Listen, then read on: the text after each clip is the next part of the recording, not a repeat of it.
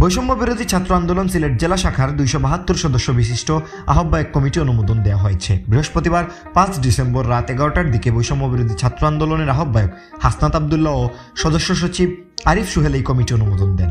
উক্ত কমিটিতে আক্তার হোসেনকে আহ্বায়ক, নুরুল ইসলামকে সদস্য সচিব, নাইম শেহজাদকে মুখ্য সংগঠক ও মালেকা খাতুন সারাকে মুখপাত্র হিসেবে রাখা হয়। কমিটির তালিকা বৈষম্য বিরোধী ছাত্র আন্দোলনের কেন্দ্রীয় কমিটির ভেরিফাইড ফেসবুক পেজে প্রকাশ করে লেখা হয়, বৈষম্য বিরোধী ছাত্র আন্দোলন সিলেট জেলা শাখার আহ্বায়ক কমিটি আগামী 6 মাসের জন্য অনুমোদন দেওয়া হলো। কমিটির আহ্বায়ক আক্তার হোসেন বলেন, আমরা সাম্য, মানবিক মর্যাদা এবং সামাজিক সুবিচারের বাংলাদেশ চাই। সিলেটবাসীর উদ্দেশ্যে একটাই মেসেজ থাকবে, আপনারাই হচ্ছেন আমাদের মেরুদণ্ড। আপনারা বিগত দিন এই দেশের স্বার্থে, বাংলাদেশের সার্বভৌমত্বের স্বার্থে যেভাবে অগ্রণী ভূমিকা পালন করেছিলেন, আমরা আশাবাদী আগামী দিনগুলোতেও আপনাদের সেই অগ্রণী ভূমিকা অব্যাহত থাকবে এবং সেটা বাংলার ছাত্র সমাজ প্রত্যাশা করে।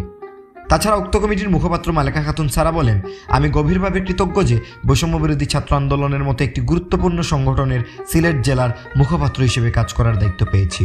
এ দায়িত্ব কেবল আমার জন্য নয়, আমাদের প্রজন্মের জন্য একটি সুযোগ। বৈষম্যের বিরুদ্ধে ঐক্য হয়ে আমাদের দেশের শিক্ষা, স্বাস্থ্য এবং মানবাধিকারের অধিকার নিশ্চিত করার। তিনি আরও বলেন, আমি দৃঢ়ভাবে বিশ্বাস করি বৈষম্যহীন একটি সমাজই আমাদের স্বপ্নের বাংলাদেশ। বিপ্লব এখনও শেষ হয়নি। দেশ সংস্কারের জন্য এই বিপ্লবে সিলেটের তরুণ প্রজন্মকে আরও সক্রিয় ভূমিকা পালন করার আহ্বান জানাই। আসুন আমরা সবাই মিলে একটি ভবিষ্যৎ তৈরি করি যেখানে প্রতিটি নাগরিকের অধিকার, মর্যাদা এবং সুযোগ সমানভাবে নিশ্চিত হবে।